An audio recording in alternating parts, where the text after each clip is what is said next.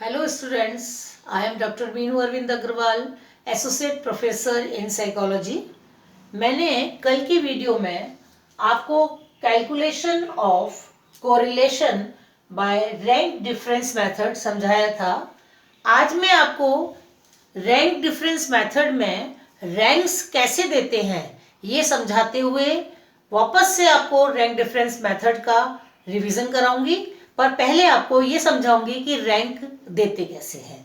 देखिए, ये आपके सामने एक प्रदत्त है जिसमें 10 स्टूडेंट्स हैं और उन 10 स्टूडेंट्स के मान लीजिए कोई भी दो विषय हैं जिसको हमने एक को x नाम दिया है, दूसरे को y नाम दिया है।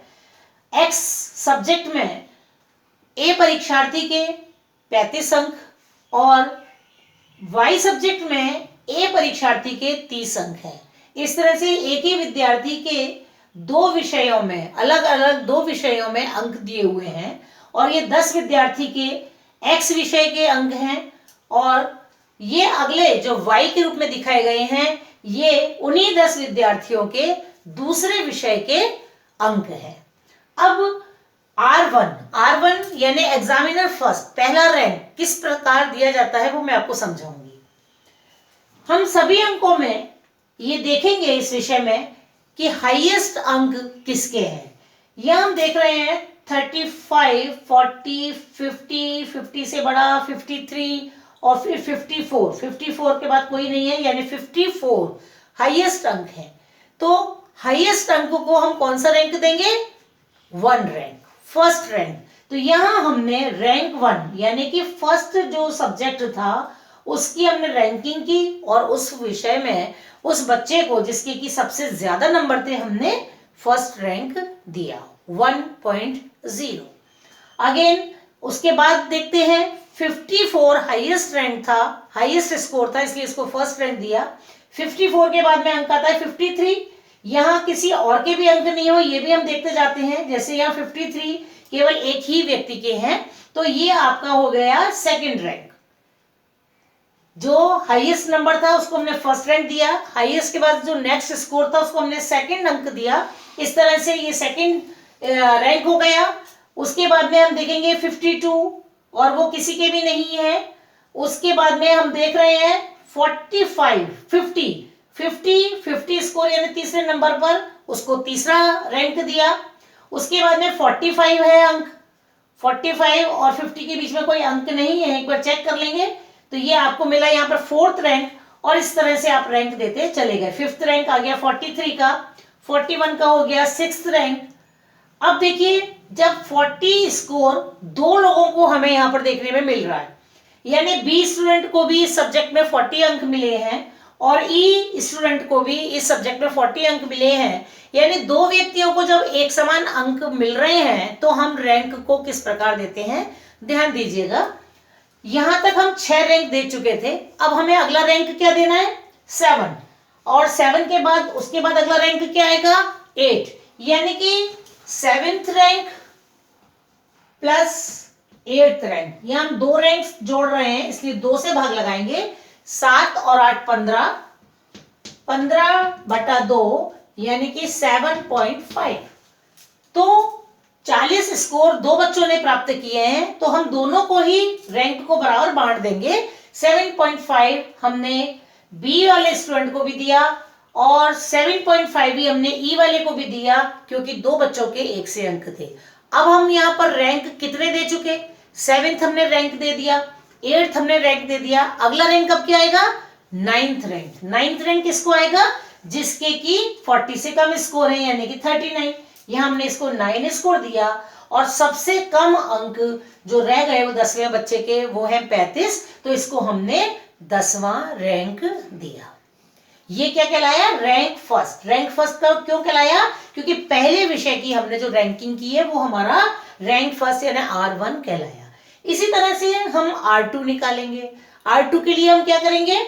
जो दूसरा उस व्यक्ति का जो दूसरा स्कोर है उस स्कोर में उस सब्जेक्ट के से सारे जो स्कोर्स हैं उस जो दूसरा विषय है उसके सारे स्कोर्स में हाईएस्ट स्कोर किसके हैं। यहां हम देख रहे हैं हाईएस्ट स्कोर सेकंड वाले में 1 2 3 4, यहाँ हाईएस्ट स्कोर देखिए यहाँ पर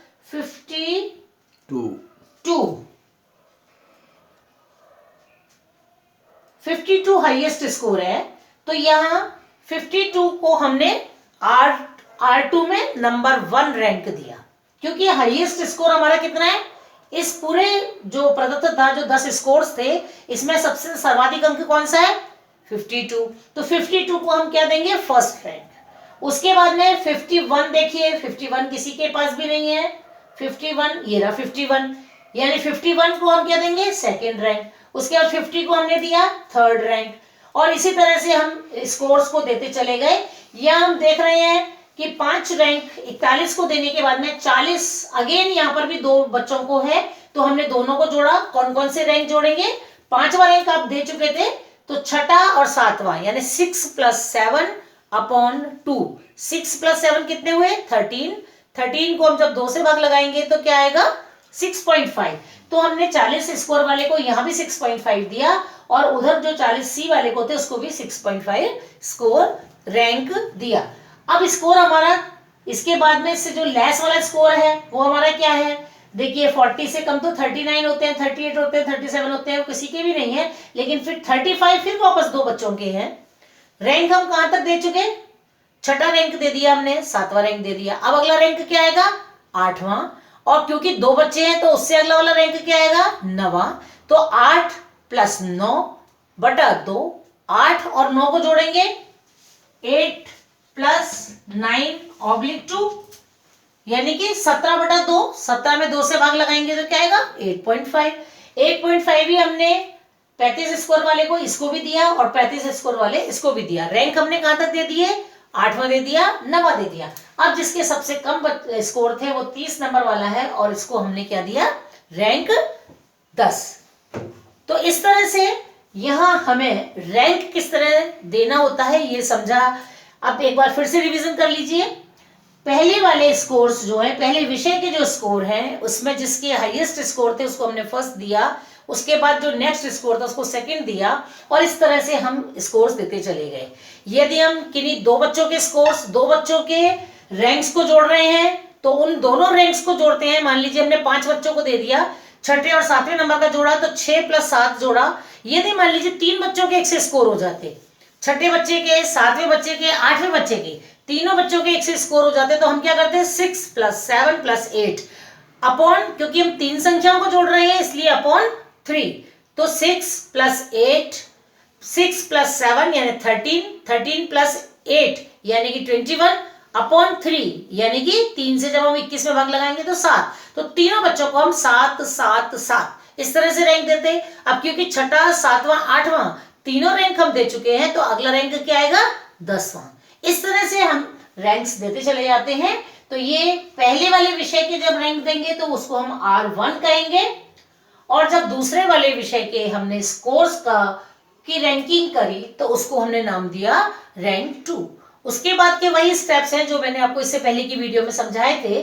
डी निकालेंगे, डी का फॉर्मूला क्या होता है R1 - R2। ये कल मैंने आपको सवाल में समझाया है पहली वाली वीडियो में।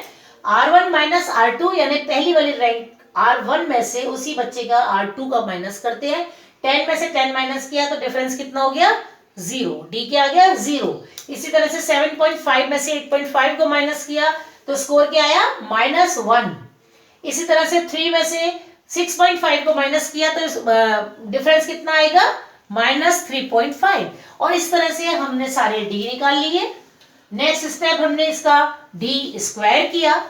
d² यानी कि जो संख्या है उसका उसी संख्या से गुणा, 0 का स्क्वायर करेंगे तो 0 आएगा, -1 का -1 से मल्टीप्लाई करेंगे तो 1 आएगा। और इस तरह से हमने 3.5 को 3.5 से मल्टीप्लाई किया, 4.5 को 4.5 से मल्टीप्लाई किया, और इस तरह से हमें ये सारे मान प्राप्त हो गए।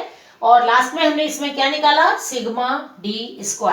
सिग्मा d² यानी जो हमने d² निकाले हैं इनका सम, ये हमारा 80.50 प्राप्त हो गया। n कितना है आपका 10, और सिग्मा d² हमारा क्या निकल के आ गया 80.50। अब देखिए हमने फॉर्मूला लगाया रो का, रो = 1 - 6 sigma d² upon n bracket में n स्क्वायर माइनस 1। फॉर्मूला के हिसाब से संख्याएं लगाई, 1 माइनस 6 फिक्स है सब फॉर्मूला में, 80.50 यानी 80.5 ये आपका निकल के आया सिग्मा डी स्क्वायर, और उसके बाद में n आपका यहाँ पर है 10 तो हमने ले लिया 10, ब्रैकेट में 10 स्क्वायर माइनस 1। जब आप इसको पहले इसका इससे स्क्वायर निकालिए, -1 करिए, उसको 10 से मल्टीप्लाई करिए, ऊपर 6 का मल्टीप्लाई करिए 80.5 से, और जो निकल के आया उसको नीचे वाली संख्या से ऊपर वाली संख्या में भाग लगाइए, और भाग लगाने के बाद में उसको 1 से जब आप माइनस करेंगे तो ये वैल्यू प्राप्त हो रही है 0.51।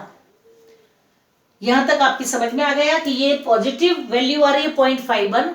अब हमें आगे ये देखना है कि क्या ये 0.51 सार्थक है या नहीं, क्या ये सहसंबंध जो दोनों एक ही विद्यार्थी के दोनों अंकों में जो संबंध देखा गया है क्या वह सार्थक है या नहीं।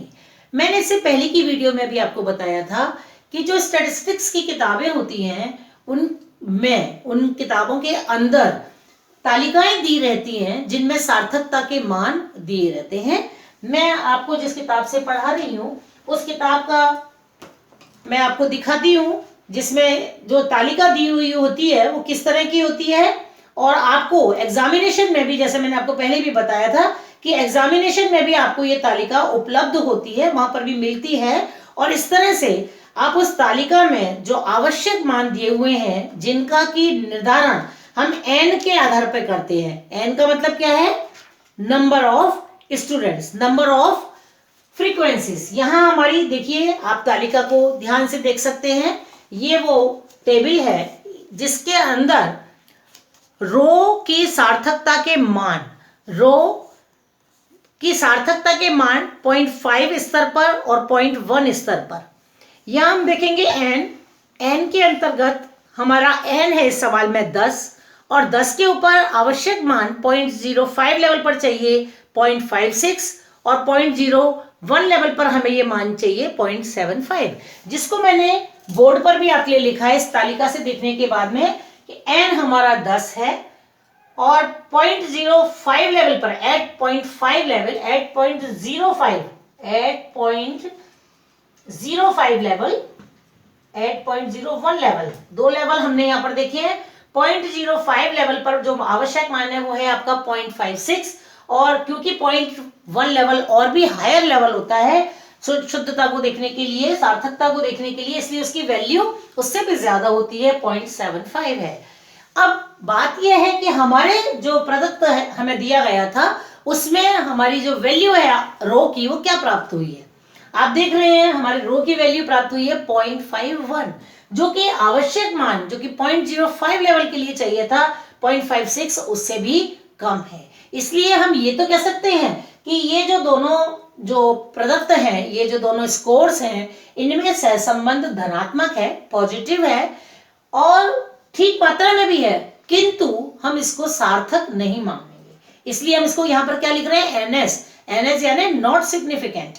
कौन से लेवल पर, not significant at 0.05 level. 0.05 level पर भी हमारा जो मान प्राप्त हुआ है वह सार्थक नहीं है। यह जो थोड़ा सा दिख रहा है वो एक संयोगवश इसमें संबंध दिखाई दे रहा है। ये हमने अभी किस चीज का रिहर्सल किया है, किस चीज का रिवीजन किया है, रैंक डिफरेंस मेथड, जिसको कि हम क्या कहते हैं, रो, RHO, रो, और जिसको किसने प्रतिपादित किया है, स्पीयरमैन ने। रैंक्स कैसे दिए जाते हैं, जो हाईएस्ट स्कोर होता है उसको फर्स्ट रैंक, और उस तरह से जैसे जैसे नंबर कम होते चले जाते हैं, rank second, third, fourth, fifth, sixth, जितने कैंडिडेट्स होते हैं उसके आधार पर हम रैंक्स देते जाते हैं। जब जहां पर हम देखते हैं कि एक समान अंक कई बच्चों के आ रहे हैं, तो जितने बच्चों की संख्या को हम जोड़ रहे हैं, जितने बच्चों की संख्या है उतने ही हम उनके जो रैंक्स आ रहे हैं। जैसे मैंने आपको बताया कि मान लीजिए किसी स्कोर पर थर्ड रैंक देना था, लेकिन वो स्कोर 3 बच्चों को मिल गया, तो 3 + 4 + 5, तीनों संख्याओं को जोड़ेंगे। अब 3 संख्याओं को जोड़ रहे हैं इसलिए 3 से भाग लगाएंगे और वो रैंक हम उन तीनों बच्चों को देंगे। अब उसके बाद में 3, 4, 5 आपने दे लिया, उसके बाद जो नेक्स्ट स्कोर है उसको आप कौन सा रैंक देंगे?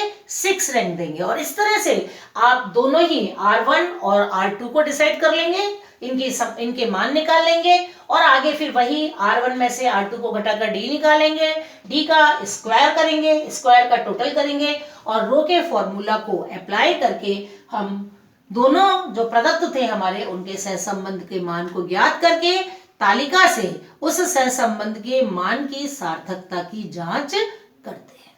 Thank you.